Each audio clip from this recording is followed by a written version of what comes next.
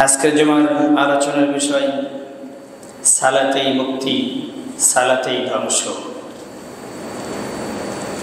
সালাতেই মুক্তি, সালাতেই ধ্বংস। প্রথম যে কথা আমি বলছি, সালাতে একজন মানুষ, একজন মুসল্লি, একজন মুসলিম নাজাত পাবে এবং এই সালাতের কারণে একজন মানুষ বিচারের মাঠে হালাক হবে এবং ধ্বংস হবে। এ বিষয়ে তথ্যবহুল গুরুত্বপূর্ণ আলোচনা করার চেষ্টা করব ইনশাআল্লাহ। পবিত্র কোরআনুল কারিমে আল্লাহ সুবহানাহু ওয়া তাআলা 82 জায়গায় সালাতের বিষয়ে আদেশ করেছেন। তার কিছু জায়গায় আল্লাহ সুবহানাহু ওয়া তাআলা সরাসরি আদেশ করেছেন। যেমন আল্লাহ সুবহানাহু ওয়া তাআলা সূরা আনকাবুত 29 নম্বর সূরা 48 নম্বর আয়াত 1 নম্বর পৃষ্ঠায় প্রথম অংশেই তিনি বলেছেন ওয়া আকিমিস সালাহ। আল্লাহ সুবহানাহু ওয়া তাআলা বলেছেন ওয়া আকিমিস সালাহ, তোমরা সালাত প্রতিষ্ঠা করো। আল্লাহ সুবহানাহু ওয়া তাআলা সরাসরি আদেশ করলেন তোমরা সালাত প্রতিষ্ঠিত করো, সালাত আদায় করো। ইন্নাস সালাতা, নিশ্চয়ই সালাত, তানহা আনিল ফাহশাই ওয়াল মুনকার, পৃথিবীর জমিনে জন্ম থেকে শুরু করে পৃথিবীর ধ্বংস পর্যন্ত যত অন্যায়, অশ্লীল, কুকর্ম এবং যত রকমের বেহুপনা এবং যত রকমের পাপ ত্রুটি আছে, যত রকমের অন্যায় আছে, যাবতীয় অন্যায় থেকে তোমাকে মুক্তি দিবে সালাত। তাহলে আল্লাহ সুবহানাহু ওয়া তাআলা বললেন ইন্নাস সালাতা তানহা আনিল ফাহশাই ওয়াল মুনকার, নিশ্চয়ই সালাত, নামাজ অশ্লীল ও মন্দ কাজ হতে বিরত রাখে। আল্লাহ বলেছেন নিশ্চয়ই সালাত মানুষকে যাবতীয় অশ্লীল কাজ কর্ম থেকে, অন্যায় থেকে বিরত রাখে। এই আয়াত আর আপনার ব্যক্তিগত জীবন মিলান। আল্লাহ বলেছেন সালাত যাবতীয় অশ্লীল কাজ কর্ম থেকে বিরত রাখে এবং বেঁচে রাখে। আর আপনি যে সালাত পড়ছেন, সালাত পড়ার পরও, সালাত আদায় করার পরও আপনি বিরত থাকতে পারছেন না, তাহলে আয়াত আর আপনার সালাতের অবস্থা কি পার্থক্য? আল্লাহ সুবহানাহু ওয়া তাআলা বলেন ওয়ালা যিকরুল্লাহি আকবার, আল্লাহকে স্মরণ করার জন্য পৃথিবীর জমিনে যত রকমের ইবাদত আছে সবচেয়ে পাওয়ারফুল, সবচেয়ে বড়, সবচেয়ে উত্তম, সবচেয়ে বড় আল্লাহকে স্মরণ করার জন্য যত ইবাদত আছে সবচেয়ে বড় ইবাদতের নাম কি? সালাত। আল্লাহ বলছেন যিকরুল্লাহি আকবার, স্মরণের জন্য সবচেয়ে বড় ইবাদত হচ্ছে সালাত। একজন মুসল্লিকে, একজন মানুষকে যাবতীয় কুকর্ম থেকে বাঁচিয়ে রাখতে পারে সালাত। যদি তার সালাত শুদ্ধ হয়, যদি তার সালাত প্রকৃত আল্লাহর জন্য হয়, যদি তার সালাত নবীর তরিকা অনুযায়ী হয়, যদি তার সালাত উদ্দেশ্য এরকম হয় আমি আল্লাহর ভয়ে সালাত আদায় করছি এবং আল্লাহর জন্যই খালেস হৃদয়ে সিজদা করছি, তাহলে এই সালাত তাকে পৃথিবীর যাবতীয় ফিতনা থেকে মুক্তি দিবে, যদি সে সালাত আল্লাহর জন্য করে থাকে।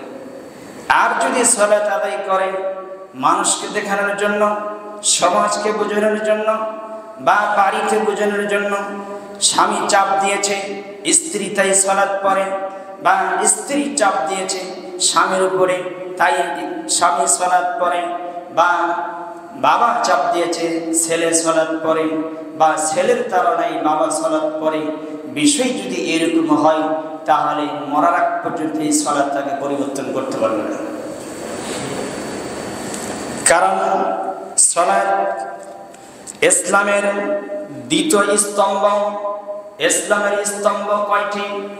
5টির ভিতরে দ্বিতীয় নম্বর স্তম্ভ হচ্ছে সালাত, এই সালাত শুধু মনে করেন না যে একটা ইবাদত, এই সালাত ঈমান।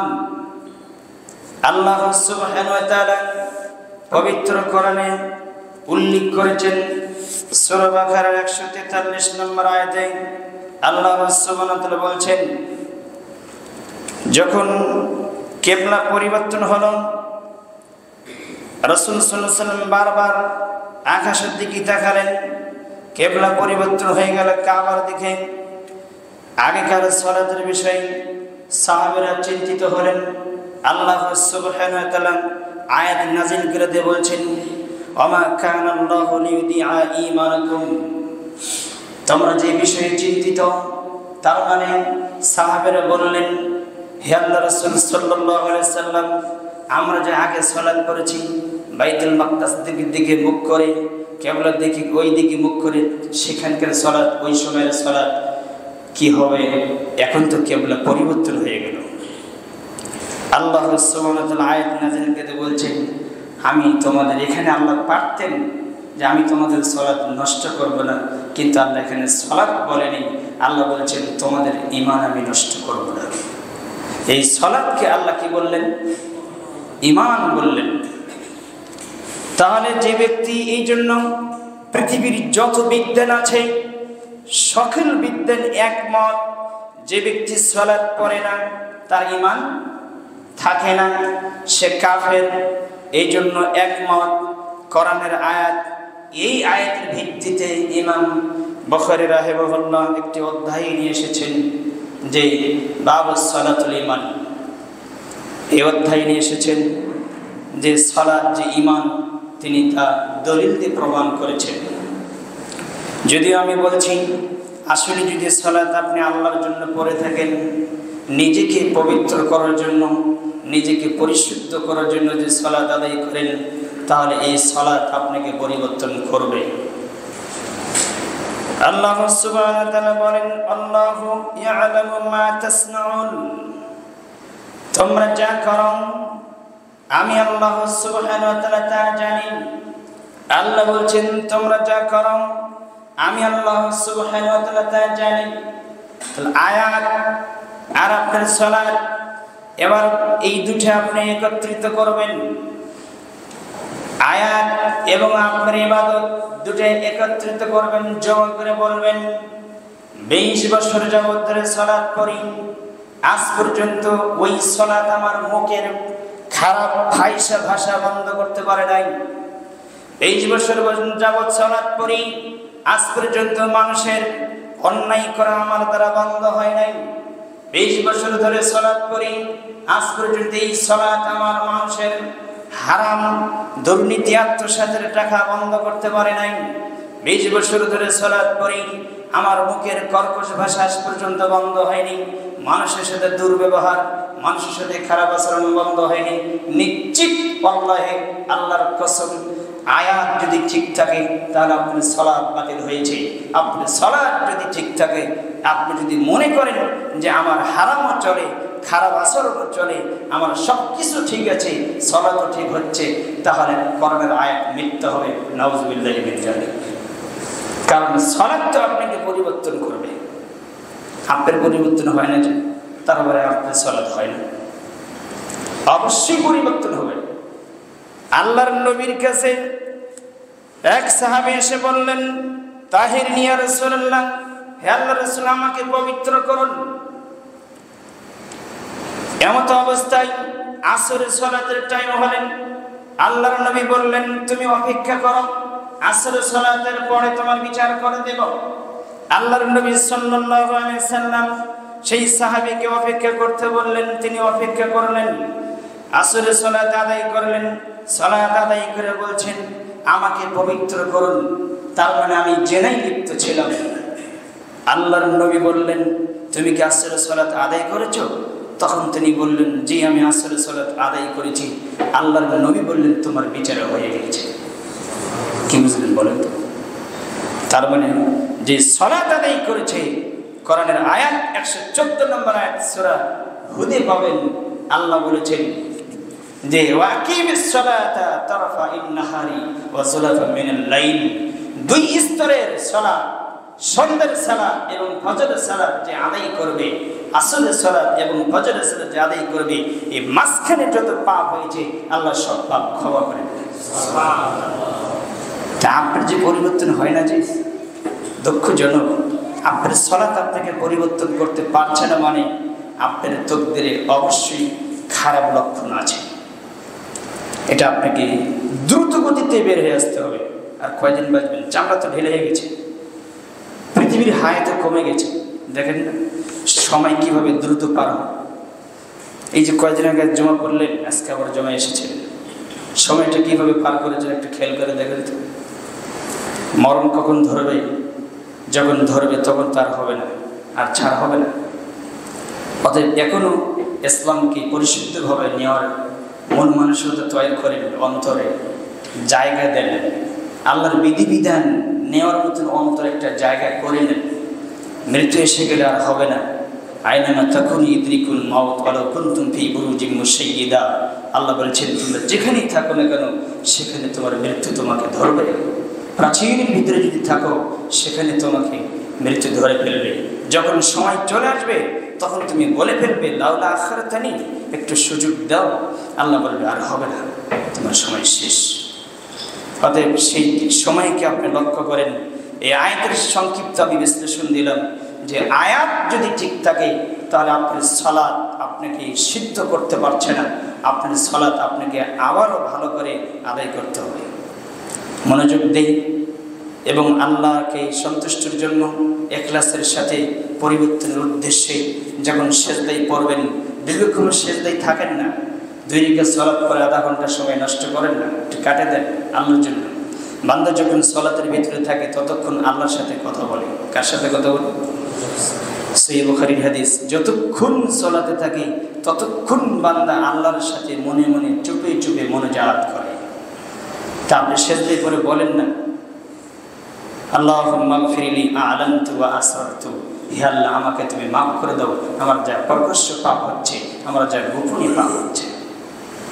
সেজদায় পরে বলেন ইয়া হাইয়্যু ইয়া কাইয়্যুম বিরাহমাতিকা আস্তাগীস, হে চিরঞ্জীব, হে চিরসত্তা, সকল ক্ষমতার অধিকারী তুমি।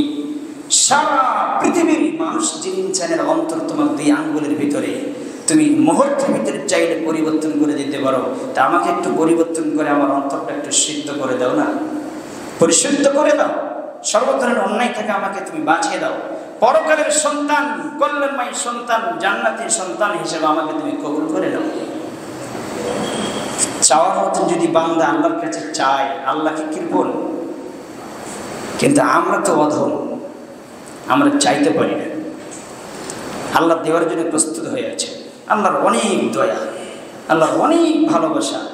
এই ভালোবাসা আপনি আল্লাহকে না দিয়ে, এই ভালোবাসা অর্ধেক দিয়েছেন বাড়ি আলিকে, অর্ধেক দিয়েছেন অর্থ সম্পত্তিতে, অর্ধেক দিয়েছেন টাকা পয়সায়, অর্ধেক দিয়েছেন বিজনেসে, আর অর্ধেক দিয়েছেন ছেলে মেয়ের প্রতি, আর অর্ধেক দিয়েছেন পৃথিবীর চাকচিক্যের প্রতি। এই ভালোবাসা পৃথিবীতে শেষ, আল্লাহর প্রতি কোনো ভালোবাসা আপনার বিন্দু মাত্র নেই। এই জন্যই তো আপনার কোনো পরিবর্তন আসে না। আল্লাহ তুমি আমাদের বোঝার এবং মানার তুমি তৌফিক দান করো।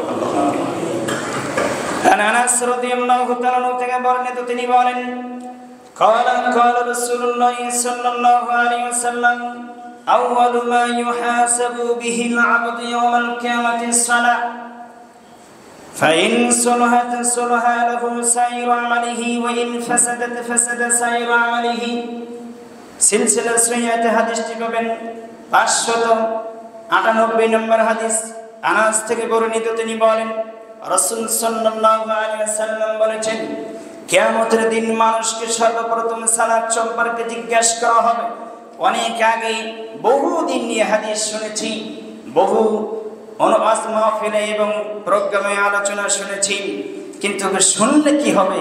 এরপর সালাতের যে একটা হেফাজত, ভালোবাসা, মহাব্বত আলোচনা শুনি ঠিকই আছে, কিন্তু আজ পর্যন্ত ওই ভালোবাসা আপনাকে দিতে পারেনি। সালাত কি দিতে পারছে? পৃথিবীর যত রকমের কাজ আছে না কেন, স্বয়ং যদি এখন প্রধানমন্ত্রী আপনাকে ডাকে, যদি আজান হয় তাহলে কার ডাকে সাড়া দেবেন? না, কথা ভুল করলেন, প্রধানমন্ত্রীর ডাকে সাড়া দেবেন। ইমান এখনো হয়নি। এটাই বাস্তব। তাহলে বড় কে হলো? অথচ আপনি দিন 5 বার আজান শুনিচ্ছেন দিন রাতে, অথচ প্রত্যেকটি আজানের শব্দ মুয়াজ্জিন যখন বলছেন আল্লাহু আকবার, অর্থ কি? আল্লাহ সবচেয়ে বড়। সবচেয়ে বড় যিনি, তার কথাটাও তো বড়, তার ডাকটাও তো বড়, কিন্তু তার ডাকে আপনাকে সাড়া দিতে হবে না? আলী রাদিয়াল্লাহু তাআলা বলছেন, যখন আজান হতো তখন আমার পরিবার সন্তান সন্ততির সাথে কোনো সম্পর্ক থাকতো না, আমি তখন সরাসরি আল্লাহর ডাকে সাড়া দিয়ে দিতাম। তারাই তো সাহাবী। সাহাবী কেমনি হয়েছে? তাদের ইবাদতের ধরন অন্যরকম। রাদিয়াল্লাহু আনহুম ওয়া রাদু আনহু, আল্লাহ তাদের ইবাদতে তাদের প্রতি সন্তুষ্ট, তারাও আল্লাহর প্রতি কি সন্তুষ্ট। তারা পরকাল দেখতে পাইতেন, দুনিয়াকে লাথি দিয়ে ফেলে দিতেন। অথচ কোরআনে আল্লাহ বহু আয়াতে বলেছেন ই'লামু আন্নামাল হায়াতুদ দুনিয়া লাইবু ওয়া লাহবু, আছে না? সূরা হাদীদের 20 নম্বর আয়াত। জেনে রাখো, পৃথিবী হচ্ছে খেলতামাশার জায়গা, কেরা কৌতুকের জায়গা। একজন খেলোয়াড় যখন বল খেলে, যখন বল জোরে লাগতে দিতে পারে, বল তত দূরে যায়, যায় কিনা? তার চেষ্টা থাকে যত জোরে লাগতে দিব তত জোরে বল যাবে এবং আমার সফলতা তত জোরে আসবে। আল্লাহ সুবহানাহু ওয়া তাআলা তাই বলছেন, এই পৃথিবী থেকে, এই পৃথিবীকে যেই ব্যক্তি, যেই মুসলিম হবে, যেই পৃথিবীকে যত জোরে লাগতে দিতে পারবে, পরকাল তার সামনে তত কাছে থাকবে। লাইব, আল্লাহ বলছেন পৃথিবী খেলনা, পৃথিবীকে লাথি দাও, এই পৃথিবীকে আদর যত্ন দিয়ে মহব্বত যদি কাছে নাও, তাহলে তোমার পরকাল হারিয়ে যাবে, পরকাল নষ্ট হয়ে যাবে। আজকে কিন্তু আমাদের পরকাল বলতে আমরা কিছু বুঝি না, একেবারেই মহব্বত বলতে কিছু নেই। আগামীকাল এখন যদি ডাক আসে, আমার কোন অবস্থায় যেতে হবে, হাত পাও খালি হয়ে কিছুই যাবে না সাদা কাপড় ছাড়া। যা টুটি ফুটে যে যতটুকু আমল করেছি ছোট মোটো, এই আমলটুকু যাবে, আর বাদ থেকে সব পরে থাকবে। বিন্দুমাত্র কারো সহযোগিতা পাবেন না। যাই হোক, আল্লাহ তুমি আমাদের বাজার, তুমি মানার, তুমি তৌফিক দান করো, আল্লাহ আমিন। আনাস রাদিয়াল্লাহু তাআলা বলেন, রাসূল সাল্লাল্লাহু আলাইহি সাল্লাম বলেছেন, কিয়ামতের দিন মানুষকে সর্বপ্রথম সালাত সম্পর্কে জিজ্ঞাসা করা হবে।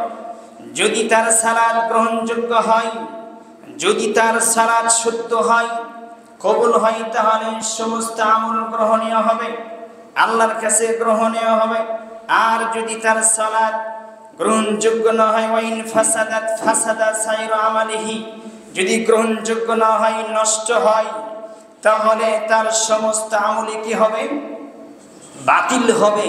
ফাইন সলহাত সলহা লাহু সাইরু আমালিহি, তার সালাত যদি পরিশুদ্ধ হয়, শুদ্ধ হয়, যদি আল্লাহর কাছে কবুল হয়, আল্লাহর নবী বলেছেন বাকি আমলগুলো তার গ্রহণযোগ্য হবে।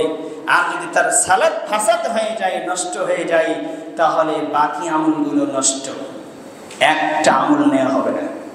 আগে কি থাকবে? সালাত।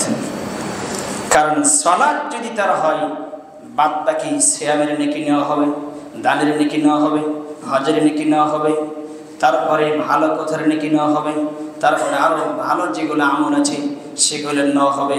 কিন্তু সালাত যদি গ্রহণযোগ্য না হয়, তাহলে কোনো আমলই তার টিকবে না, কোনো কিছুই নেওয়া হবে না।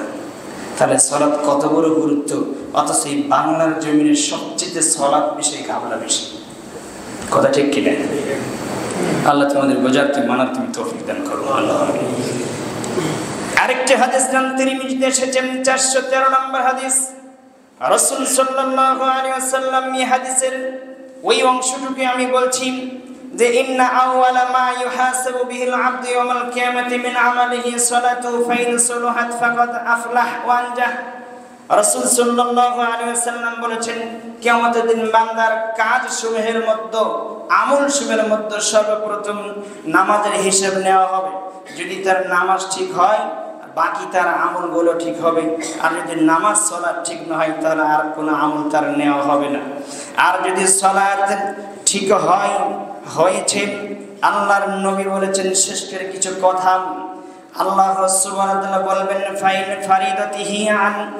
ফারিদাতিহি শাইউন ক্বালা রাব্বু আযজা ওয়া জাল উনজুরু হাল লিল ইবাদি হাল্লি ইবাদি, আল্লাহ সুবহানাহু ওয়া তাআলা বলবেন আমার বান্দার সালাত হয়েছে, তবে ফরজ সালাত হয়েছে, ফরজ সালাতের ভিতরে কিছু ঘাটতি আছে, কমতি আছে, কিছু ভুল আছে, এই ভুল সংশোধন করে নেকি পূর্ণ করা হবে।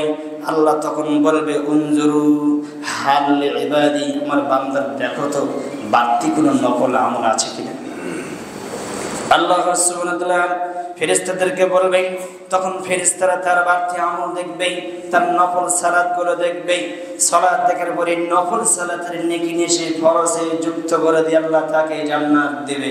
সুবহানাল্লাহ। তাহলে আপনি নফল যারা পড়েই না তারা কিতে যোগ দিবে? যারা পড়েই না তাদেরকে কোনো যুক্ত হবে না, যোগ হবে কিছুই নেই। তাই যারা একটু পড়ছেন একটু ভালো করে পড়ার চেষ্টা করেন, একটু পরিবর্তন হন।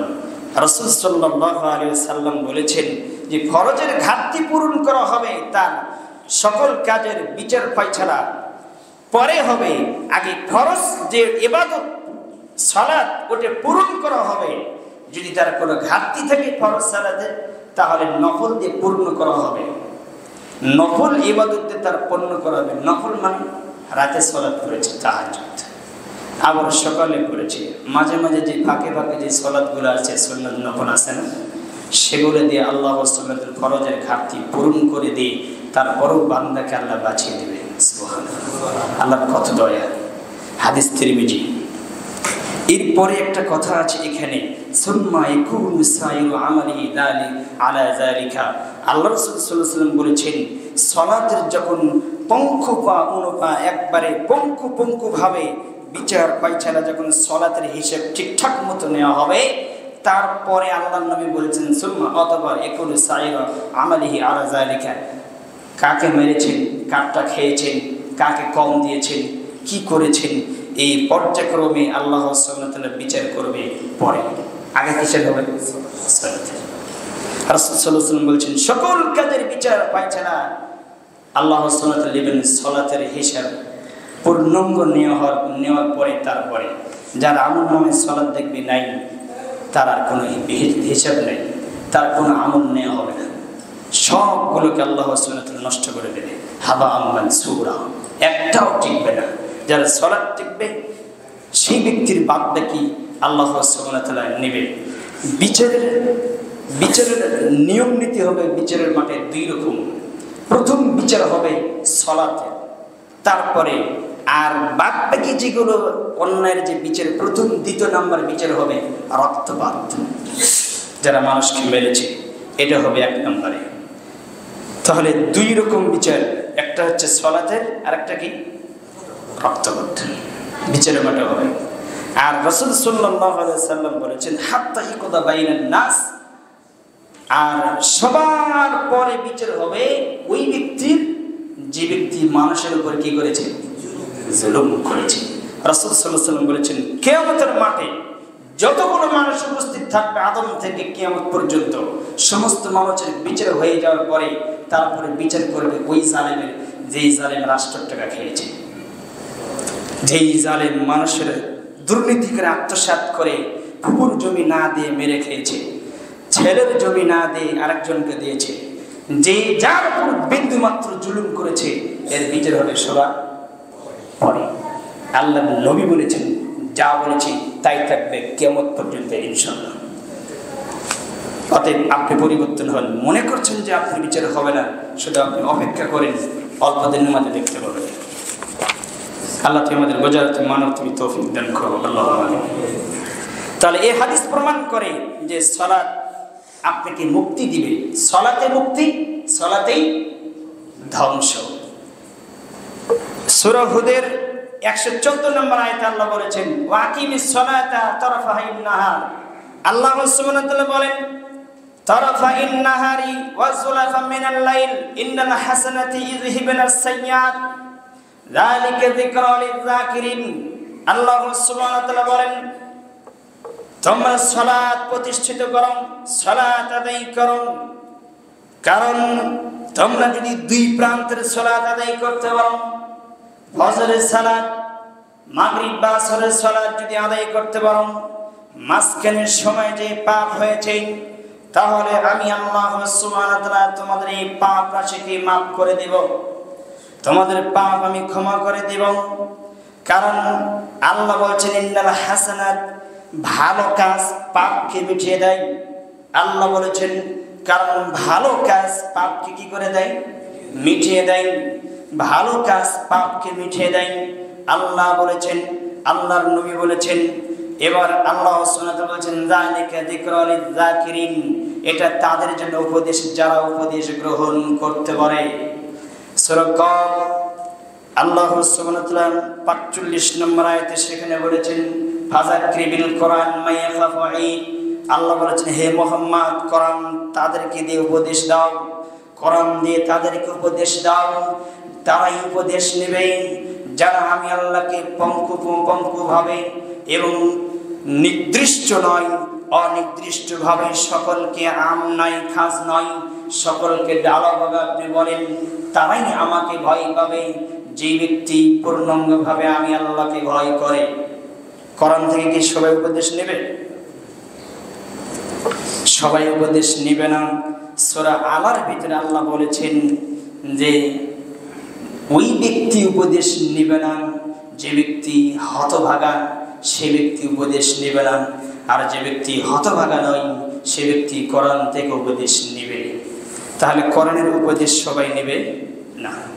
আন আবি হুরায়রা রাদিয়াল্লাহু তাআলা থেকে বর্ণিত তিনি বলেন ক্বালা রাসূলুল্লাহ সাল্লাল্লাহু আলাইহি ওয়াসাল্লাম, আপনি এক ধাপে শুনতে থাকেন সালাত আপনাকে কি দিতে পারেন। as-salawatu khamsun jumu'atu ilal jumu'ah রমাদান ইলা রমাদান মুকাফফিরাতুন লাম্মা বাইনাহুন্না। আল্লাহর নবী সাল্লাল্লাহু আলাইহি সাল্লাম বলেন, আবু হুরায়রা বর্ণনা করেন, হাদিসটি আপনি মিশকাতে পাবেন 564 নম্বর হাদিস, সহিহ মুসলিমও পাবেন এবং বুখারীতেও পাবেন। রাসূল সাল্লাল্লাহু আলাইহি ওয়াসাল্লাম বলেছেন 5 ওয়াক্ত সালাত, এক জমা, আজকে জমা এসেছেন সামনে জমা, 5 ওয়াক্ত সালাত এক জমা থেকে অপর জমার মাঝখানে যে সালাত আদায় করেছেন, আল্লাহর নবী বলেছেন 5 ওয়াক্ত সালাত এক জমা হতে অপর জমার কাফফারা হয়ে যাবে এবং এক জমা থেকে আরেক জমা পর্যন্ত মাঝখানে যত সালাত পড়েছেন, ধরেন আসরের সালাত পড়েছেন, মাগরিব পর্যন্ত যত পাপ হয়েছে আল্লাহ মাফ করে দিবেন। মাগরিব পড়েছেন আবার এশা পর্যন্ত চলে গিয়েছেন, মাগরিব আর এশার মাঝখানে যে পাপ হবে আল্লাহ সেই পাপ মাফ করে দিবেন। এবং এশা থেকে ফজর পর্যন্ত যে পাপ হয়েছে এই পাপ ফজরের সালাত আদায় করলে আল্লাহ মাফ করে দিবেন। এইভাবে এক সপ্তাহ চলেন, এক জমা থেকে আরেক জমা, আজকে জমায় উপস্থিত হয়েছেন, আবার সামনে জমা উপস্থিত হওয়ার কারণে মাঝখানে যে 6 দিন যে পাপ হয়েছে আল্লাহ এটা কাফফারা করে দিয়ে মাফ করে দিবেন। তো এইভাবে যদি আল্লাহ মাফ করেন আপনার পাপ থাকে, তো এরপরও তো আমি দেখি আপনি সালাত পড়েন, আপনার তো পরিবর্তন দেখি। তা আপনি কি মনে করছেন আমার প্রতি আল্লাহর আসলে করুণা আছে? আশ্চর্য হবেন আপনি, এই সালাতকারীদের জন্য আপনি আশ্চর্য হবেন। সালাত পড়ছে ঠিকই কিন্তু তার কোনো পরিবর্তন আসে না, তার মানে নিশ্চিত তার কোনো জায়গায় সমস্যা আছে। আল্লাহ তুমি বোঝার সেই সমস্যাটা আল্লাহ তুমি তাকে ধরে দাও, আল্লাহ তুমি তাকে বোঝার মতো তুমি তৌফিক দান করো, আল্লাহুম্মা আমিন।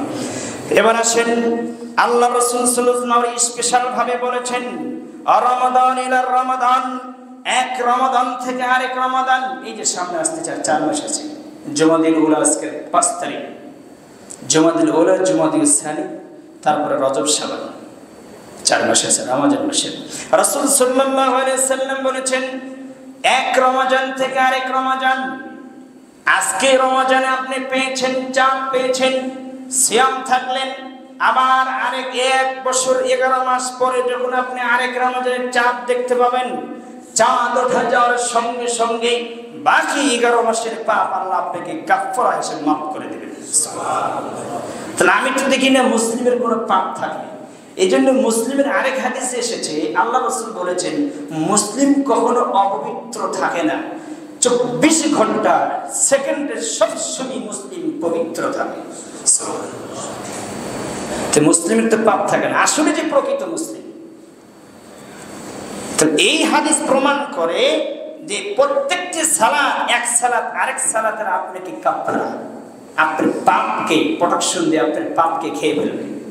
এক সালাত জোহর আদায় করেছেন আসরের মাঝখানে, আসরের আগের মাঝখানে যে সময়টুকু পাপ হয়েছে, আসরের সালাত আদায় করার সঙ্গে সঙ্গে এই সালাত আপনার পাপকে খেয়ে ফেলবে।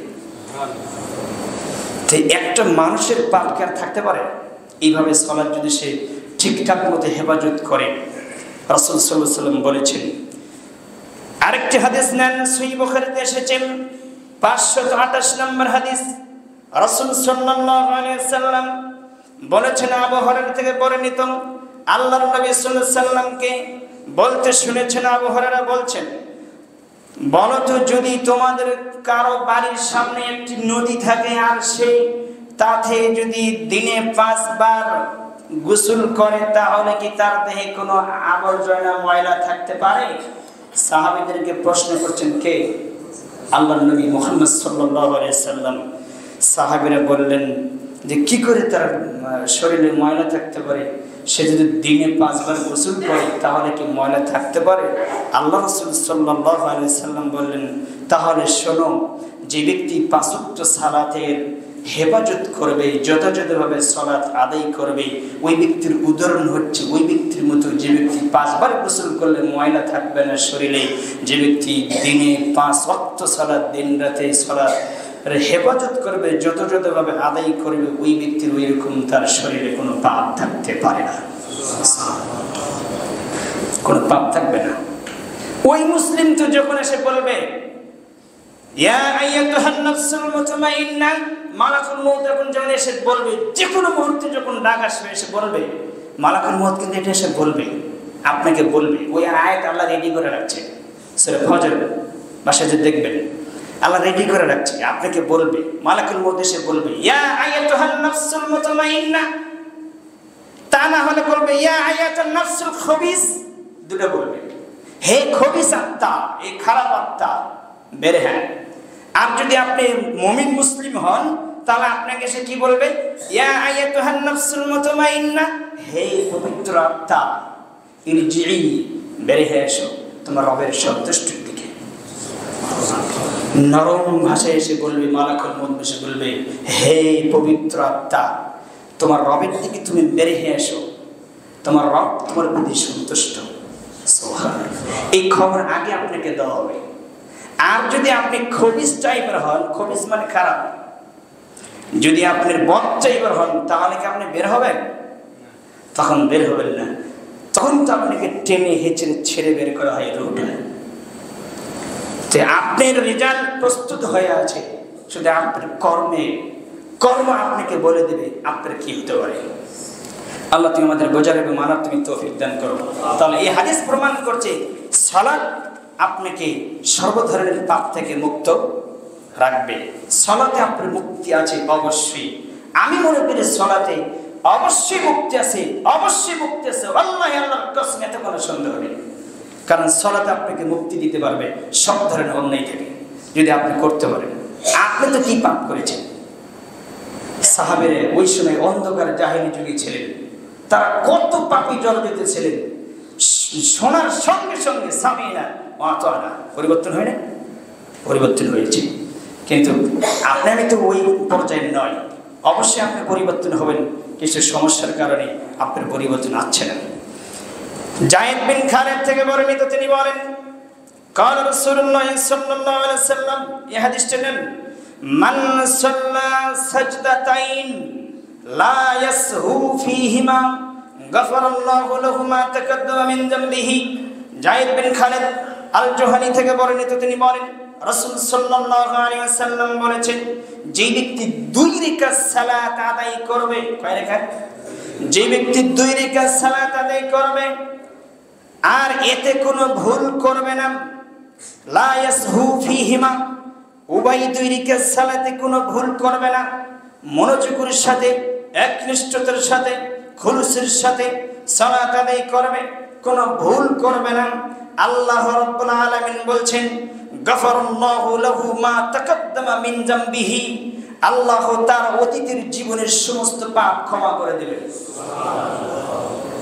যদি 2 রাকাত সালাত আদায় করে সেই সালাতে কি করে নাই, ভুল করে নাই, মনোযোগের সাথে সালাত আদায় করেছে, তাহলে অতীতের যত পাপ আছে সমস্ত পাপ আল্লাহ কি করে দেবেন, ক্ষমা করে দেবেন। অতীতের যত পাপ আছে সব পাপ আল্লাহ ক্ষমা করে দেবেন। এখন আপনি বলছেন যে শিরিক, যে সালাত পড়ে সে আবার শিরিক করে কেমনে? যে আমার প্রশ্ন হচ্ছে, যে সালাত পড়ে সে আবার শিরিক করে কেমনে? শিরিক করলে কি তার ঈমান থাকে? ঈমান থাকলে কি আবার সে সালাত পড়বে? ঈমানে যদি না থাকে তো সালাত পড়ে কি করবে? এগুলো হচ্ছে পাল্টা প্রশ্ন, অনেকের প্রশ্ন জাগে। এটা তো সাগিরে গুণের বিষয় বলা হয়েছে। আর পাপগুলো, সালাত যে ব্যক্তি পড়ে তার অতীতের পাপ, কোনো পাপই থাকে না, সব পাপ ক্ষমা করে দেওয়া হয় যদি সালাতের মতন সালাত আদায় করে। এখানে উল্লেখ করা নাই হাদিসের ভিতরে এখানে সাগীরা পাপ এইভাবে উল্লেখ করা নাই। রাসূল সাল্লাল্লাহু আলাইহি ওয়াসাল্লাম বলেছেন লা ইয়াসহু ফীহিমা, ওই দুই রাকাত সালাতে কোনোই ভুল করে নাই। গফারাল্লাহু লাহু মা তাকাদ্দামা মিন যামবিহি, পূর্বের যত পাপ আছে সব পাপ কি করে দেওয়া হবে, ক্ষমা করে দেওয়া হবে। তো এখানে আলেম ওলামা দ্বিমত করেছেন, সাগীরা গুনাহগুলো মাফ করে দেওয়া হবে, কাবিরা গুনাহের জন্য আলাদা স্পেশাল ভাবে খালেস হৃদয়ে তাওবা করতে হবে। করবেন পুরো সালাতে তাওবার জায়গা, খালি তাওবা করবেন, খালি ক্ষমা চাইবেন। ক্ষমার দরজা খোলা দেওয়া আছে কিয়ামত রাত পর্যন্ত, সূর্য পশ্চিম দিকে উদিত হওয়ার আগ পর্যন্ত শুধু খোলাই আছে, চাইবেন। উকবা ইবনে আমির থেকে বর্ণিত এই হাদিসটি পাবেন আপনার আহমদে এসেছে, মিশকাতে এসেছে 577 নম্বর হাদিস। তাহলে দুই রাকাত সালাত আপনার পূর্বের সব পাপ কি করে দিতে পারে, ক্ষমা করে দিবে। উকবা ইবনে আমির থেকে বর্ণিত, তিনি বলেন قال رسول الله صلى الله عليه وسلم ما من مسلم يتوضأ فيحسن وضوءه ثم يقول فيصلي ركعتين مقبل عليهما بقلبه ووجهه إلا وجبت له الجنة। হাদিস মুসলিম। রাসূল সাল্লাল্লাহু আলাইহি ওয়াসাল্লাম বলেছেন, উকবা ইবনে আমির বর্ণনা করেন, যে কোনো মুসলিম, মা মিন মুসলিমিন, যে কোনো মুসলিম, ইয়াতাওয়াদ্দাউ ফায়ুহসিনু উযুআহু, উত্তম রূপে ওযু করবেন, উত্তম রূপে সুন্দর করে ওযু করবে। আল্লাহর নবী বললেন সুন্দর করে ওযু করবে, তাহলে আমাদের ওযুর ভিতরে সমস্যা আছে। সেই সময় বলেছেন সুন্দর করে ওযু করার কথা কেন বললেন? তার মানে ওযুর ভিতরে কি আছে, সমস্যা আছে। ওযু যদি সুন্দর না হয় তাহলে সালাত হবে না। তো ওযুর সুন্দর কি, এই দেশে যদি ওযুর বিষয়ে আজকে আমি কিছু বলতে চাচ্ছি না, হালকা কিছু বলি। কিছু মানুষকে দেখবেন ওযু করার সময় বলে বিসমিল্লাহির রহমানির রহিম, বলে কি না? ওখানে কি বিসমিল্লাহ কোরআনের আয়াত পড়তেছেন? তো বিসমিল্লাহির রহমানির রহিম বললেন যে শুধু কি বিসমিল্লাহ। ওযুর ফরজ কয়টি? জি না, ওযুর ফরজ 7টি। ওযুর ফরজ কয়টি? 7টি। দেখেন শিক্ষার মধ্যে সমস্যা আছে। ওযুর ফরজ 7টি, ওযুর যে আপনাকে শিখেছে 4টি, এটা বলে শিখেছে। ওযুর ফরজ 7টি, বিসমিল্লাহ বলা ফরজ। ওযুতে বিসমিল্লাহ বলা কি ফরজ। বিসমিল্লাহ যদি না বলে ওযু করেন সে ওযু হবে না। তো শুধু বিসমিল্লাহ। ওযুর শেষে আশহাদু আল্লা ইলাহা ইল্লাল্লাহ ওয়াহদাহু লা শারীকা লাহু ওয়া আশহাদু আন্না মুহাম্মাদান আবদুহু ওয়া রাসূলুহু, এই পর্যন্ত আরেকটা শব্দ আছে আল্লাহুম্মা জাআলনি মিনাত তাওয়াবিন ওয়া জাআলনি মিনাল মুতাতাহহিরিন বলতে পারেন। তবে আশহাদু আল্লা ইলাহা ইল্লাল্লাহ বিদআত। আমার কথা বুঝেননি? আশহাদু আল্লা ইলাহা, এটা কি করেন? আকাশের দিকে দেন, এটা কি বিদআত। আর উজু হবে না, সুন্দর উজু হয়নি। আর মুখে আর নাকে একসাথে পানি যাবে, মিন কাফাতিন ওয়াহিদা। বুখারীতে এসেছে একবারই যাবে, মানে একসাথে দৌড়ে যাবে। এক চুল্লু পানি নেবেন, মুখেও কিছু যাবে, নাকে কিছু যাবে, মুখে আলাদা যাবে, নাকে আলাদা যাবে, সুন্দর উজু হলো না। রাসূল সাল্লাল্লাহু আলাইহি ওয়াসাল্লাম যেভাবে বলেছেন সেভাবে আপনাকে করতে হবে। আবার অনেকেই দেখবেন আপনার উজুর শেষে কি করে, ঘাড় মাসা করে, বেদাত, সুন্দর উজু হয় না। আমি বললাম আপনি মানবেন না, মানবেন সেটা আপনার ব্যক্তিগত বিষয়। আপনি মাযহাবের দোহাইতে যদি কেউ যদি পার হতে পারে তো হয়, কোনো সমস্যা নেই। কোরআন সুন্নাহ, কোরআন এবং সহিহ সুন্নাহ দিয়ে আপনাকে পার হতে হবে। কোনো ব্যক্তির আমার কোনো মন গড়া থিওরি নিয়ে আপনি পার হবেন বিচের বাটে এই শব্দ কারণে। আল্লাহ তুমি আমাদের বোঝার মানা তুমি তৌফিক দান করো, আল্লাহুম্মা আমিন।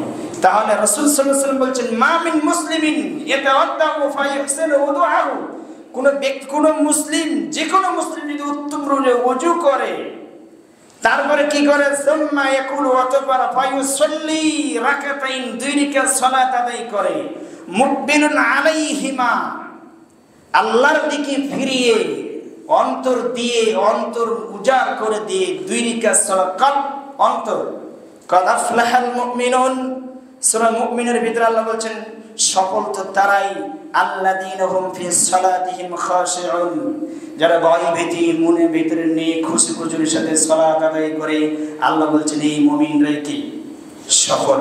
তা আল্লাহ রাসূল বলেছেন মুকবিলুন, অন্তর উজাড় করে দেন, আলাইহিমা বিকলবি, অন্তর উজাড় করে দেন, ওয়া ওয়াজহি, চেহারা আল্লাহর দিকে ধাবিত করে দেয়, ইল্লা, রাসূল সাল্লাল্লাহু আলাইহি ওয়াসাল্লাম বলছেন দুই রাকাত সালাত যদি সে ফিরিয়ে আল্লাহর দিকে অন্তর দিয়ে দুই রাকাত সালাত আদায় করে, মুখমণ্ডল শিওর একবারে সবকিছু মনোযোগের সাথে সম্পূর্ণরূপে আল্লাহর দিকে ফিরিয়ে দিয়ে দুই রাকাত সালাত আদায় করে, আল্লাহর নবী বলেছেন ইল্লা ওয়াজাবাত লাহুল জান্নাত, তার জন্য জান্নাত ওয়াজিব হয়ে যাবে। সুবহানাল্লাহ। কয় রাকাত সালাত? হাদিস মুসলিম। শরীর কোনো ক্ষমতা নেই, তবে সবার কাছে হাদিস গ্রহণযোগ্য হবে না। যারা আহলে কোরআন তাদের কাছে হবে না, যে নতুন আবিষ্কার শুরু হয়ে গেছে। আল্লাহ তুমি তাদেরকে হেদায়েত দান করো, আল্লাহুম্মা।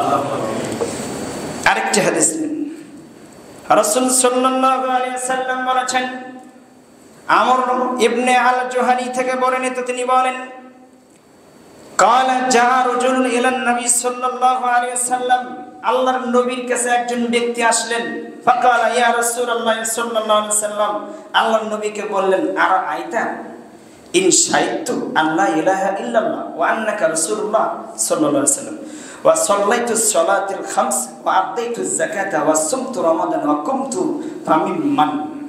রাসূল সাল্লাল্লাহু আলাইহি ওয়াসাল্লামকে প্রশ্ন করলেন, কয়েকটি কথা বললেন। কি বললেন?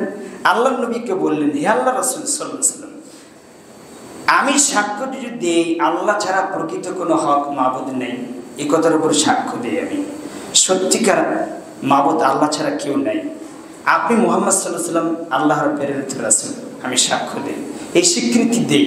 আর পাঁচ ওয়াক্ত সালাত যথাযথভাবে যদি আমি আদায় করি, আমার উপর যাকাত যদি ফরজ হয়, আমি যদি যাকাত আদায় করি, যদি ফরজ হয় তাহলে আদায় করি, রমজান মাসের সিয়াম যখন পাবো তখন যদি সিয়াম পালন করি, তাহলে আমার অবস্থা কি হতে পারে, আমি কোন পর্যায়ে যেতে পারি।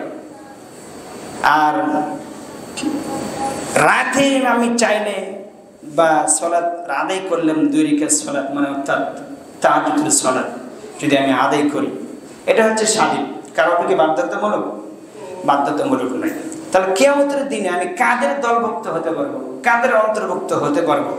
আপনি কি বলবেন? রাসূল সাল্লাল্লাহু আলাইহি ওয়াসাল্লামকে প্রশ্ন করলেন।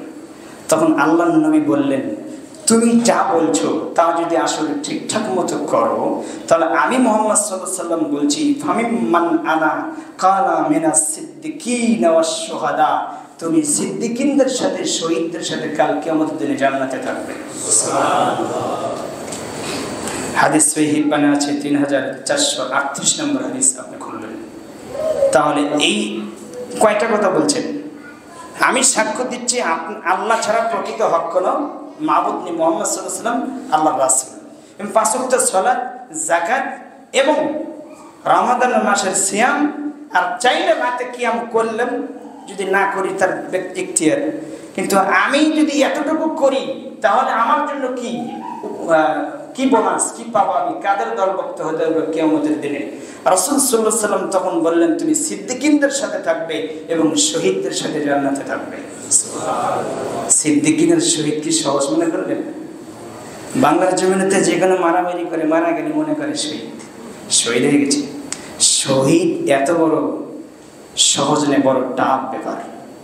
শহীদ তাকে বলা হয় জমিনে রক্ত পড়ার সঙ্গে সঙ্গে অতীতের সব পাপ আল্লাহ ক্ষমা করে দেবে, এবং সঙ্গে সঙ্গে তাকে যে জান্নাতে থাকবে যে স্থান, সেই স্থান তাকে দেখানো হয়। এই জন্য আল্লাহ বলছেন যারা শহীদ হয়ে গেছে আল্লাহর রাস্তায় তাদেরকে তোমরা মৃত্যু বলো না, করে না নাই? আর তারা এমন কোনো কষ্ট পায় না, একটা পিপিলিকে কামড় দিলে যতটুকু কষ্ট হয় তার চাইতে নিম্নমানের কষ্ট তাদের জান যখন বের হয়ে যায় এতটুকু কষ্ট তাদের হয় না। আপনি শহীদ জাতটাকে বলবেন আর হয়ে গেল শহীদ, এত সহজ মনে করলেন? গণতন্ত্র টিকাটা যে শহীদ হয়ে গেছে আপনি বলছেন শহীদ হয়ে গেছে, মারামারি করে এত সহজ মনে করলেন? এটা কুকুরি আকীদায় আজীবন এর পিছে চলছেন আর বলছেন আমি মুসলিম। আল্লাহ তুমি পূর্ণাঙ্গ বুঝদান করো, আল্লাহুম্মা আমিন। তাহলে এই হাদিস দ্বারা আমরা কি বুঝলাম? আবু দাউদের একটা হাদিস নেন, আপনাকে আমি সেটা আজকে দেখাবো। সালাত আপনাকে মুক্তি দিবে যদি আপনি যথাযথভাবে সালাত আদায় করতে পারেন। আবু কাতাদা থেকে বর্ণিত, তিনি বলেন قال رسول الله صلى الله عليه وسلم قال الله تعالى إني فرضت على أمتك خمسا صلاة وعديت عندي عهدا أنه من جاء يحافظ عليهن لوقتهن أدخله الجنة ومن لم يحافظ عليهن فلا أحد له عندي। হাদিসটি আবু দাউদে পাবেন 430 নম্বর হাদিস। আবু কাতাদা থেকে বর্ণিত, তিনি বলেন রাসূল সাল্লাল্লাহু আলাইহি ওয়াসাল্লাম বলেছেন, মহান আল্লাহ তাআলা বলেন আমি তোমার উম্মতের উপর 5 ওয়াক্ত সালাত ফরজ করে দিয়েছি। কে বলছেন? আল্লাহ বলছেন, হে মুহাম্মদ সাল্লাল্লাহু আলাইহি ওয়াসাল্লাম আপনার উম্মতের উপর আমি 5 ওয়াক্ত সালাত ফরজ করেছি। আর আমি আমার পক্ষ হতে এই মর্মে প্রতিশ্রুতি দিচ্ছি, যে ব্যক্তি নির্ধারিত সময়ে এই সব সালাতের হেফাজত করবে, 5 ওয়াক্ত সালাতের হেফাজত করবে, তাকে আমি জান্নাতে প্রবেশ করাবো। আমি আল্লাহ প্রতিশ্রুতি দিচ্ছি যে 5 ওয়াক্ত সালাতের হেফাজত করবে আমি তাকে জান্নাতে দিব। পর্দা করে না যে, হারাম খায় যে, দুর্নীতি করে যে, আত্মসাৎ করে যে, মানুষকে গালিগালাজ দেয় যে, সে সালাতের হেফাজত করে নাই, তার জন্য জান্নাত হবে না। কারণ সালাত আপনাকে হেফাজত বলতে বোঝানো হয়েছে সালাত কি চাই, সেই সালাতের একটা রূহ আছে। রূহ আছে না? সালাতের একটা প্রাণ আছে, রূহ আছে।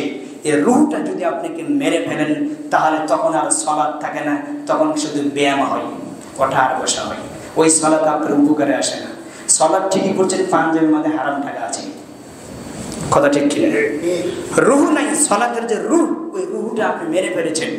সালাত ঠিকই পড়ছেন, দেখেন বহু মানুষ আপনার সুদের চাকরি করছে, আবার দেখবেন আজান যখন হয়েছে সালাতে কথা বলবেন, ভয় হচ্ছে আপনি সালাতে দাঁড়াচ্ছে, তার মানে কি ওই সুদের টাকা পকেটও আছে, সালাতও চলছে।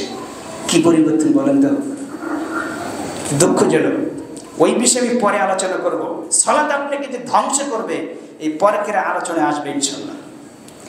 রাসূল সাল্লাল্লাহু আলাইহি ওয়াসাল্লাম বলছেন আল্লাহ তাআলা প্রতিশ্রুতি দিচ্ছে, যে ব্যক্তি নির্ধারিত সময়ে 5 ওয়াক্ত সালাতের হেফাজত করবে আল্লাহ বলছেন আমি তাকে জান্নাতে প্রবেশ করাবো। আর যে ব্যক্তি এর হেফাজত করবে না, এর নিয়ম নীতি আর রূহ যে প্রাণ এটা ধরে রাখতে পারবে না, তার জন্য আমি আল্লাহর পক্ষ থেকে কোনো প্রতিশ্রুতি নাই। জান্নাত দিব না দেব সেটা আমার ব্যক্তিগত বিষয়। তার মানে সে সালাত হেফাজত করেনি, আমার তার প্রতি কোনো প্রতিশ্রুতি নেই। কে বলছেন? আল্লাহ বলছেন। হাদিসে কুদসি এবং আবু দাউদের 430 নম্বর হাদিস আপনি খুলে দেখবেন। এবার আসেন আরেকটি হাদিস নেন, 1203 নম্বর হাদিস আবু দাউদে পাবেন। উকবা ইবনে আমির থেকে বর্ণিত, তিনি বলেন রাসূল সাল্লাল্লাহু আলাইহি ওয়াসাল্লামকে বলতে আমি শুনেছি, তিনি বলেন একজন রাখাল মরুভূমির ভিতরে আপনার নিজে আজানের যখন সময় হয়েছে ছাগল চালাই, আজানের সময় হলে পাহাড়ের চড়ে ওঠে অবস্থানকালে আজান দিচ্ছেন, পাহাড়ের চড়ে উঠে আজান দেওয়া শুরু করলেন এবং আজান দিয়ে তখন মহান আল্লাহ সুবহানাহু ওয়া তাআলা তার পক্ষ থেকে তার উপরে সন্তুষ্ট হয়ে বলেন, মালায়েকাদেরকে বললেন রাসিল শাজিয়াতিন বিজাবালিন ইউআযিনুস বিসসালাহ, সে আজান দিচ্ছে সালাতের জন্য। ফায়াকুলুল্লাহু আযজা ওয়া জাল, আল্লাহ সুবহানাহু ওয়া তাআলা ফেরেশতাদেরকে ডাক দিয়ে বলছেন উনজুরু ইলা আবদি, হে ফেরেশতারা তোমরা তাকিয়ে দেখো আমার এই বান্দার দেখি মরুভূমির ভিতরে কেউ নেই, নিজে একজন রাখাল, সে নিজেই আবার নিজেই আজান দিয়ে পাহাড়ে চড়ে নিজেই সালাত আদায় করছে। হাজ ইউআযিন, নিজে আজান দিচ্ছে, ওয়াইকিমুস সালাত, এবং সালাত আদায় করছে। কেন জানো? ইউখাফু মিন্নি, সে নিজে আমি আল্লাহকে ভয় করে সালাত আদায় করছে। ফাকাদ গাফারতু লিআবদি, হে ফেরেশতারা তোমরা সাক্ষী থাকো, ফাকাদ গাফারতু লিআবদি ওয়া আদখালতুল জান্নাহ, আমি আমার বান্দাকে ক্ষমা করে দিলাম এবং আমি তাকে জান্নাতে প্রবেশ করাবো। এটা হলো আল্লাহর ভয়। যে প্রান্তে থাকেন না কেন সালাত আপনাকে পাগল করে রাখবে, সালাত আপনাকে ভালোবাসা যোগাবে। ইবাদতের প্রতি যদি ভালোবাসা না থাকে ওই ইবাদতে কখনো আপনি উন্নতি হতে পারবেন না। কারণ জানেন, যে কোনো কাজের প্রতি যদি আপনার মনোযোগ না বসে সেই কাজ কিন্তু সুন্দর হয় না। সেটা দুনিয়াবি কাজ হোক আর পরকালেবি কাজ হোক, কথা ঠিক কিনা? সে কাজের যে মনোযোগ যদি না বসে ওই কাজ আপনার ভুল হবে, বারবার ভুল হবে। এই জন্য যে কোনো কাজ আপনি মনোযোগের সাথে করতে হবে এবং আশা নিয়ে করতে হবে এবং ভয় নিয়ে করতে হবে। কার? আল্লাহ। এই 13টাই ফরজ। ইবাদতের করতে হলে 3টে রুকুন লাগে। 1 ভয়, 2 আশা, 3 আকাঙ্ক্ষা। 3 নম্বর কি? ভালোবাসা। ভালোবাসা থাকতে হবে, আশা থাকতে হবে, ভয় থাকতে হবে। কার? আল্লাহ। 3টার মধ্যে একটা ছোট গেলে ইবাদত কবুল হবে না, যত ইবাদতই করেন কোনো লাভ হবে না। তাহলে এই হাদিস প্রমাণ করে যেই প্রান্তে থাকেন না কেন, যে অবস্থায় থাকেন না কেন, সালাত যদি আপনি পড়তে চান মাঠের ভিতরে বা ক্ষেতের ভিতরে, তাহলে কি দিয়ে করতে হবে? আজান দিয়ে তারপরে সালাত আদায় করবেন। আর আপনি মনে করেন না যে আমি একা সালাত আদায় করছি। জি না, প্রত্যেকটি মানুষের সাথে তিনজন করে ফেরেশতা থাকে। কয়জন থাকে? 3 জন ফেরেশতা। আপনার সাথে ফেরেশতারাও সালাত আদায় করে। আপনি টেনশন হবেন না, টেনশন মুক্ত আপনার জামাতে অংশগ্রহণ করে। সে হাদিস আমি পরে বলছি। দেখেন, আপনি একা সালাত আদায় করলে, খোলা মাঠে পড়লে আপনি কি হবে আমি পরে বলছি। আরেকটা হাদিস আমি বলে নেই, আপনার মেশকাতে পাবেন 571 নম্বর হাদিস। রাসূল সাল্লাল্লাহু আলাইহি সাল্লাম বলেছেন, সাল্লু খামসাকুম ওয়াসুমু শাহরাকুম ওয়াতু যাকাতা আমওয়ালিকুম ওয়াতিউ ইদা আমরিকুম তাদখুলুল জান্নাতা রাব্বাকুম। রাসূল সাল্লাল্লাহু আলাইহি সাল্লাম বলেছেন, যে ব্যক্তি 5 ওয়াক্ত সালাত, আল্লাহর নবী সাল্লাল্লাহু আলাইহি সাল্লাম বলছেন তোমাদের উপর 5 ওয়াক্ত সালাত ফরজ করা হয়েছে, যে ব্যক্তি 5 ওয়াক্ত সালাতের নির্ধারিত হেফাজত করবে, ঠিকঠাক মতো আদায় করবে এবং সিয়াম পালন করবে, আল্লাহ রাসূল সাল্লাল্লাহু আলাইহি ওয়াসাল্লাম বলছেন যারা তোমাদের আমির নেতা হবে তাদের আনুগত্য করবে এবং যাকাত আদায় করবে, রাসূল সাল্লাল্লাহু আলাইহি ওয়াসাল্লাম বলছেন আমি তোমাদেরকে জান্নাতে প্রবেশ করিয়ে দেব। আল্লাহ বলছেন আমি তাকে জান্নাতে প্রবেশ করাবো। সুবহানাল্লাহ। তাহলে এই হাদিসের ভিতরে 4টি কথা আছে, 5 ওয়াক্ত সালাত এবং সিয়াম এবং যে আপনার আমির তার আনুগত্য এবং তারপরে যাকাত।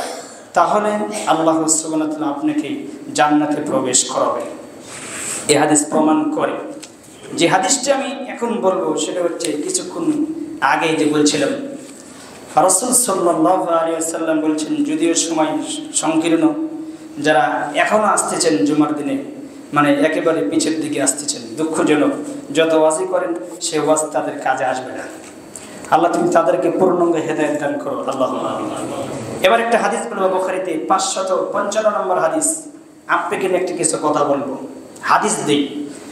রাসূল সাল্লাল্লাহু আলাইহি ওয়াসাল্লাম বলছেন তারজুল মালায়েকাতুল লাইল মালায়েকাতুন নাহার, যারা আজকে ছিলেন রাতের ফেরেশতা, দিনের ফেরেশতা। কখনকার ফেরেশতা? রাতের ফেরেশতা, দিনের ফেরেশতা। সমস্ত ফেরেশতা ফজরের সালাত এবং আসরের সালাতে উপস্থিত থাকে। কোন কোন সালাতে? রাতের ফেরেশতা এবং দিনের ফেরেশতা। যদি আপনি বলেন এটা আবার কেমন কথা বলেন, তাহলে আর বাকি 3 ওয়াক্ত থাকে না? না, এটা আমি বলছি না। থাকে, তখন বিভিন্ন জায়গায় বিভিন্ন স্থানে থাকে। তবে রাতের ফেরেশতা যখন রাতে আসে, দিনের ফেরেশতা যখন দিন শেষের দিকে যখন আকাশে উঠে যায়, তখন 2 পক্ষের ফেরেশতা এক জায়গায় হয়, একত্রিত হয়। কখন ছেলে? মাগরিবের আগ মুহূর্তে আসরের সালাতে রাতের ফেরেশতা চলে আসে। আসরের সালাত আদায় করার পরে দিনের ফেরেশতা আকাশে উঠে চলে যায়। এই হাদিস প্রমাণ করে। ঠিক ফজরের সালাতে তাই, রাতের ফেরেশতা আকাশ বেলে উঠে যায়, আবার রাত দিনের ফেরেশতা ফজরের সালাতে উপস্থিত থাকে, মানে ওই টাইমে দুই ফেরেশতা উপস্থিত থাকে। রাসূল সাল্লাল্লাহু আলাইহি ওয়াসাল্লাম বলছেন ওমতো অবস্থায় যাওয়ার সঙ্গে সঙ্গে আল্লাহ জিজ্ঞাসা করে কাইফা তারাকতুম ইবাদি, আমার বান্দাদেরকে তোমরা কিভাবে থিয়ে আসলে, কোন অবস্থায় থিয়ে আসলে দুনিয়ার জগতে। ফায়াকুলু তারাকনাহুম, আল্লাহ রাসূল বলছেন অথচ আমি আল্লাহ জানি, তিনি অবগত, আল্লাহ জানে না, আল্লাহ জানে। তারপরে আল্লাহ জিজ্ঞাসা করে কোন অবস্থায় থিয়ে আসলে, তখন ওই ফেরেশতারা বলে অহুম ইউসাল্লুনা ওয়া আতাইনাহুম ওহুম ইউসাল্লুন, আমরা যখন গিয়েছিলাম তাদেরকে সালাত অবস্থায় পেয়েছি এবং আবার যখন চলে আসলাম তখন তাদেরকে সালাত অবস্থায় পেয়েছি। সুবহানাল্লাহ। এই হাদিস প্রমাণ করে যারা সালাত পড়ে না তারা আল্লাহর খাতায় থেকে, ইসলাম থেকে নাম কাটা গিয়েছে পৃথিবীর জন্মের পর থেকে। কথা বুঝেননি? তাদের আল্লাহর খাতায় কি নাই? মুসলিমের তালিকায় নাম নাই। এখন আমরা নাম দিয়েছি সমাজে চলা লাগে, এই জন্য গরু হোক মুসলমান বানাচ্ছি, সামাজিক মুসলিম বানাতেছি, সামাজিক নেতা বানাতেছি। আসলে কি তো মুসলিম না, আসলে মুসলিম না। তাহলে এই হাদিস প্রমাণ করে, সহিহ বুখারীর হাদিস, যে দুই টাইমে আপনার সাক্ষী হচ্ছে, দুই টাইমে আপনার প্রমাণ হচ্ছে। এজন্য আরেক হাদিসে এসেছে রাসূল সাল্লাল্লাহু আলাইহি ওয়াসাল্লাম বলছেন যে ব্যক্তি আসরের সালাত ছুটে দিল তার অতীতের আমল নষ্ট হয়ে গেল। খুব মারাত্মক। পরের হাদিসে আপনি নিয়ে আসেন সহিহ বুখারীতে আপনার 574 নম্বর হাদিস করে দেখবেন, মান সাল্লাল বারদাইনি দাখালাল জান্নাহ, যে ব্যক্তি আসরের সালাত এবং ফজরের সালাত আদায় করলো সে ব্যক্তি জান্নাতে প্রবেশ করবে, আল্লাহ নবী সাল্লাল্লাহু আলাইহি ওয়াসাল্লাম বলেছেন। এর পরের আরেকটা হাদিস মুসলিমে নেন আপনি 624 নম্বর হাদিস, আপনি খুলবেন লাইয়ালি জান্নারা আহাদুন সাল্লা ক্বাবলা তুলুই শামস ক্বাবলা গুরুবিয়া, সূর্য উদিত হওয়ার আগে ফজরের সালাত, সূর্য অস্ত যাওয়ার আগে আসরের সালাত যে ব্যক্তি আদায় করবে, লাইয়ালি জান্নারা আহাদুন, শব্দ বুঝেন কিনা আরবি শব্দ, লাইয়ালি জান্নারা, কখনোই সে জাহান্নামে যাবে না। আল্লাহর নবী বলেছেন কখনোই সে জাহান্নামে যাবে না যে ব্যক্তি কোন সালাত আদায় করে? আসরের সালাত আর ফজরের সালাত। বাকি তিন ওয়াক্ত পড়বে না, তিন ওয়াক্ত তো পড়বে। এই দুই টাইমে আপনার আমল আল্লাহর কাছে পেশ করা হয়। আপনি কোন পন্থার উপরে আছেন, কার উপরে ছিলেন, সারা দিনটা আপনি কোন ইয়ার উপরে ছিলেন। যেমন বাৎসরিক একটা রিপোর্ট পেশ হয়, প্রত্যেকটা প্রতিষ্ঠানে হয় না, হিসাব হয় না, মাসিক হয় না। আর আপনার রিপোর্টটা হচ্ছে 5 দিনে 5 বারের ভিতরে 2 বার আল্লাহর কাছে রিপোর্ট পেশ করা হচ্ছে। সেকেন্ডে আপনার পরীক্ষা হচ্ছে। আপনি কি ভুলে গেছেন সেই দিনের কথা? আল্লাহ তুমি বোঝার, তুমি মানার, তুমি তৌফিক দান করো। এই আর আমি লম্বা করতে চাচ্ছি না সালাত বিষয়ে, শুধু আপনাকে আমি একটা হাদিস শুনে আমি আলোচনা শেষ করে দেব। সহিহ বুখারীতে, আবু দাউদে পাবেন 560 নম্বর হাদিস, আপনি খুলে দেখবেন। রাসূল সাল্লাল্লাহু আলাইহি সাল্লাম বলেছেন, আবু সাঈদ খুদরি থেকে বর্ণিত, তিনি বলেন জামাতের সাথে যে এক ব্যক্তি এক ওয়াক্ত সালাত আদায় করবে, জামাতের সাথে যে ব্যক্তি এক ওয়াক্ত সালাত আদায় করবে 25 ওয়াক্ত সালাতে তার নেকি হবে, অর্থাৎ 25 গুণ নেকি পাবে। কয় ওয়াক্ত সালাত আদায় করলে? এক ওয়াক্ত, 25 গুণ নেকি। আরেক হাদিস এসেছে 27 গুণ। আল্লাহর নবী বলেছেন যে ব্যক্তি মানে খোলা মাঠে একাকী বা কাউকে নিয়ে জামাতে সালাত আদায় করবে, রাসূল সাল্লাল্লাহু আলাইহি ওয়াসাল্লাম বলছেন খোলা মাঠে কোনো ব্যক্তি যদি জামাতের সাথে আদায় করে তাহলে ওই ব্যক্তিকে 50 ওয়াক্ত সালাতের নেকির সওয়াব দেওয়া হবে। তাহলে আর কি চান? হাদিস যতগুলো বললাম, একটা হাদিসের ভিতরে বিন্দু মাত্র কোনো সন্দেহ পাবেন না, যা বলছি সব রাসূল সাল্লাল্লাহু আলাইহি ওয়াসাল্লাম থেকে বর্ণিত। আল্লাহ তুমি আমাদের বোঝার এবং মানার তুমি তৌফিক দান করো, আমাদেরকে পূর্ণাঙ্গ তুমি জ্ঞান দান করো। এখন আপনাকে বলতে চাচ্ছি যে আপনি বাবা, এই সালাতের এত গুরুত্ব, আপনি বাবা, আপনার চোখের সামনে আপনার ছেলের বয়স 15 বছর, 20 বছর, 25 বছর, আপনি কত কষ্ট করে সকাল 8টার দিকে বের হন, আবার বিকেল 5টার দিকে ফিরেন, কত কষ্ট করে দাঁড়িয়ে থেকে ইনকাম করে টাকা নিয়ে এসে এই কষ্টের টাকা এত বড় একটা ছেলেকে খাওয়াচ্ছেন, যে রোজ দিন 5 ওয়াক্ত সালাত। আপনার 5 দোকানে সেজদা করা হয় 10টা, আর আপনার 5 ওয়াক্ত সালাতের সেজদা 17 রাকাত ফরজ, 17 রাকাত ফরজের সালাতের সেজদা হচ্ছে 34টি। যে 34টি সেজদা সে অমান্য করেছে, এরপরও এই সন্তানকে নিয়ে সেই টাকা আপনি খাওয়ান, আপনার কিছুই হবে না? আপনি কি ভুলে গেলেন? এই টাকার আপনাকে হিসাব দিতে হবে না? অবশ্যই আপনাকে দিতে হবে। দেখেন আল্লাহ বলছেন ওমর আহলাকা বিসসালাহ ওয়াসতাবির আলাইহা। আল্লাহ সরাসরি আদেশ করে বলছেন সূরা তাহা 132 নম্বর আয়াত 20 নম্বর সূরা, হে মুহাম্মদ সাল্লাল্লাহু আলাইহি ওয়াসাল্লাম, আপনাকে আমি আদেশ করলাম আপনি নিজেও সালাত পড়েন, আপনার পরিবারকে সালাতের জন্য অটল রাখেন। নবীকে আদেশ করা মানে কি? আপনাকে ছেড়ে দিয়েছে। রাসূল সাল্লাল্লাহু আলাইহি ওয়াসাল্লাম বলছেন যে বাচ্চার বয়স যখন, মেশকাতে হাদিস করবেন 572 নম্বর হাদিস, যখন 7 হবে তখন সালাতে আদারকে বলতে হবে আব্বু সালাত পড়ো, আম্মু সালাত পড়ো, আব্বু সালাত পড়ো, আম্মু সালাত পড়ো। কয় বছর চলবে? 10 বছর পর্যন্ত। 10 বছর যখন বয়স হবে রাসূল সাল্লাল্লাহু আলাইহি ওয়াসাল্লাম বলছেন ওয়াদরিবুহুম আলাইহা, আর হবে না আব্বু সালাত পড়ো, এবার হবে কি? ওদেরকে পিটাও। কে বলছে? আল্লাহ এবং আল্লাহ রাসূল বলেছেন পিটাও। আপনি মনে করেন যে এটাতে হাদিসে কইছে আল্লাহ রাসূল পিটাবার কইছে? কোরআনে আল্লাহ বলছে যে সালাত পড়ানোকে হত্যা করো। কোথায় আছে? সূরা তাওবার 105 নম্বর আয়াত, সূরা তাওবার 11 নম্বর আয়াত করে দেখবেন, যে সালাত পড়ে না সে তোমার দ্বীনি ভাই না। সে তোমার কি না? দ্বীনি ভাই না। আর 5 নম্বর সূরা তাওবার আয়াতে বলছে ওকে ধরো, ওকে অবরোধ করো, উট পেতে থাকো, ওকে হত্যা করো। হচ্ছে হত্যার যোগ্য। আজকে রাষ্ট্রেতে এই আপনার বিধান নাই বলে হত্যার যোগ্য আপনি নয়। সূরা বাকারার 221 নম্বর আয়াত আপনি খুলে দেখেন, আল্লাহ বলছে ও মুশরিক, ওই মুশরিকের সাথে যাকে বিবাহ দিয়েছো মেয়েকে ছেড়ে দাও। সূরা মুজাদালা 10 নম্বর আয়াত খুলে দেখেন, যে সালাত পড়ে না, তার ঈমান নাই, সেই মুশরিক, ওর সাথে বিবাহ বন্ধনে যে মুমিন মেয়েকে দিয়েছো ওর থেকে আলাদা করে নাও। কত আয়াত নেবেন আপনি সালাত বিষয়ে। আল্লাহ তুমি আমাদের বোঝার এবং তুমি মানার তুমি তৌফিক দান করো আল্লাহুম্মা। এরপরও আপনি সালাত না পড়েন, আপনি দাপট আপনার কাছে টেকা যায় না, আপনার অহংকার দেখলে সমাজ টিকে না। অবাক কথা। আল্লাহ তুমি বোঝার এবং তুমি মানার তুমি তৌফিক দান করো আল্লাহুম্মা। আল্লাহ তুমি সব মুসলিমকে তুমি পূর্ণাঙ্গভাবে তুমি জ্ঞান দান করো, যথাযথভাবে তুমি সালাতের হেফাজত করো, তুমি তৌফিক দান করো। এই সোনার মানুষগুলোকে আল্লাহ তুমি 5 ওয়াক্ত সালাত জামাতের সাথে আল্লাহ পূর্ণাঙ্গ তোমার সন্তুষ্টি অর্জনের জন্য আমাদেরকে সেজদা করো, তুমি তৌফিক দান করো।